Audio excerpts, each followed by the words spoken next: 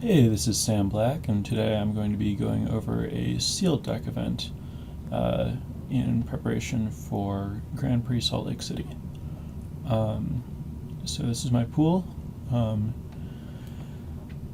Going over the colors. In white, I have Seraph of the Masses and two Triplicate Spirits and a Johnny, as well as several solid early creatures and Sanctified Charge.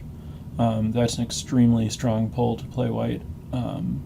Triplicate Spirits is just an absurd card, and uh, a Johnny's a Planeswalker Unlimited, and Seraph of the Masses is one of the most powerful non-rare creatures. Um, when you back that up with a solid curve of Selfless Cathar, Kinsbale Skirmisher, Sungrace Pegasus, potentially Dauntless River Marshal, and Oreskos Swiftclaw, um, you're just in a pretty good position. I have Preeminent Captain and Warden of the Beyond, both of which are sometimes very good. Unfortunately, I don't really have any other soldiers, and I don't have any ways to exile my opponent's creatures, so those things probably won't be great. In blue, I have a Peel from Reality, a Turn to Frog, two Frost Lynxes, and some other playable cards, the Path Mage and Crossed Divination Coral Barrier. The primary draw to blue would be the two Frost Lynxes, and Peel is good with them. Pairing blue with white if I wanted would give me Encrossed with Heliod's Pilgrim, which is a nice interaction.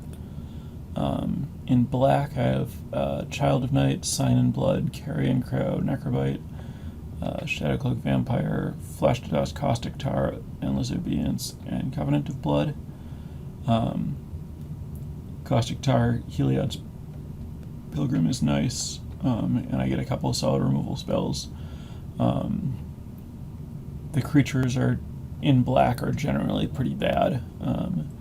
They would be acceptable filler here, but really the draw to this color is two removal spells.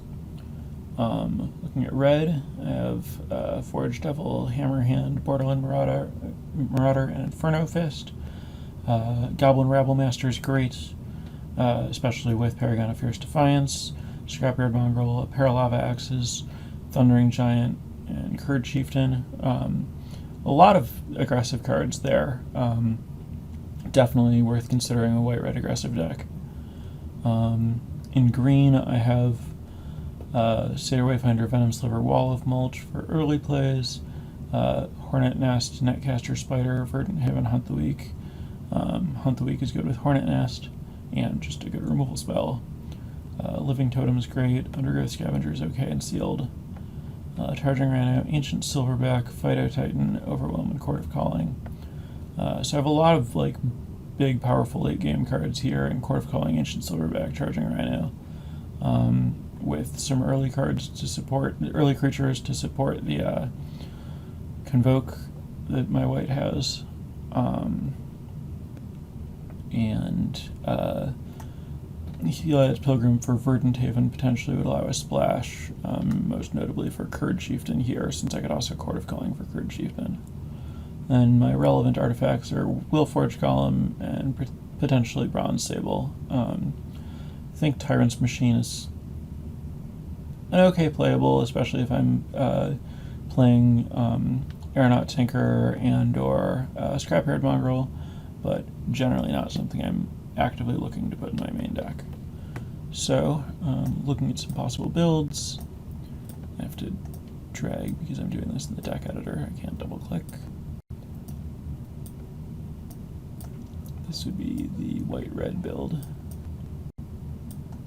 And I might come back to some of these other cheap guys. We're probably going to want the Swiftclaw in this deck, given Forge Devil, Hammerhand, and Marauder.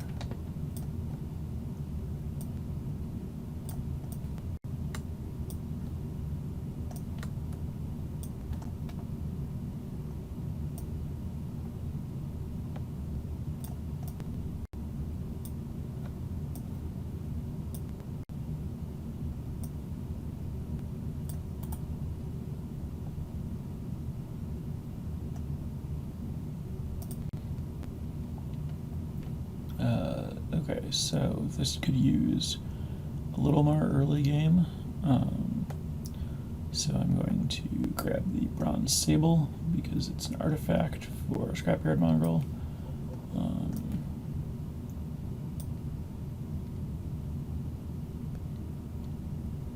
And I have too many 4-drops, I think, so I would probably cut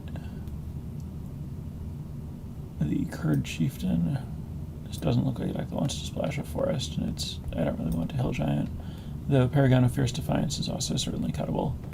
And it might be correct to cut it for just a 2/2 First Striker, or a 2/2 Vigilance, probably a 2/2 First Striker, or Dauntless River Marshal. I could definitely use another 3-drop here, so let's go with the Preeminent Captain, which is at least threatening to put Soldier into play.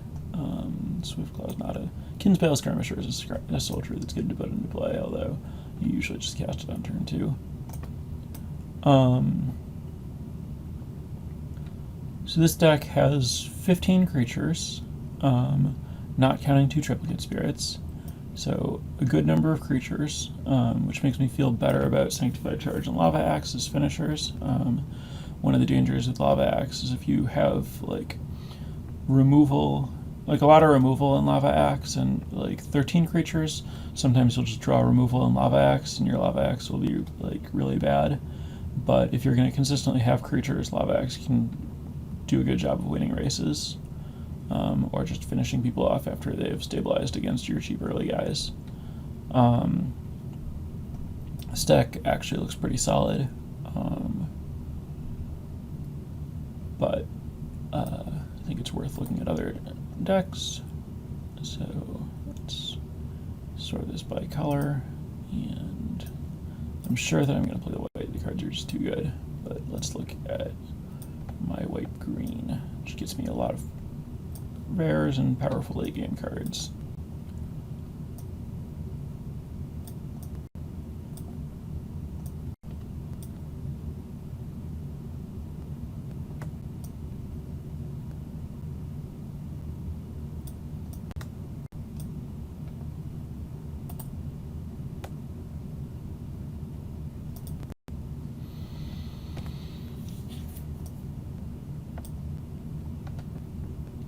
This is 24 right now.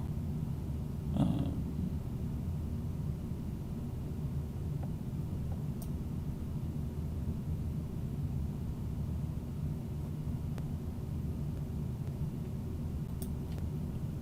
think Swiftclaw is not as good in this deck as it was in the red deck.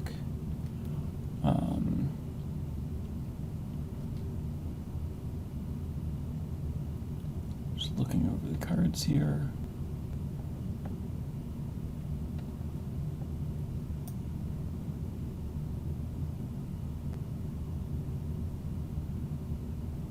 So this is pretty solid. I have a reasonable top end, which justifies playing this Verdant Haven for Heliod's Pilgrim. I like Heliod's Pilgrim marked by honor in general, and being able to get Verdant Haven as well gives me 2 targets. I'm not likely to have a Heliod's Pilgrim that I can't cast. I think Heliod's Pilgrim is really good when I have this many Convoke cards to give me another creature in play. Also a good creature to be something to pump with a Johnny. But given that I have Heliod's Pilgrim and Verdant Haven and Court of Calling, I think that I really want access to Scrapyard Mongrel. Or not Scrapyard Mongrel, sorry, Curd Chieftain. I think that I'm a little low on really awesome cards to Court of Calling for.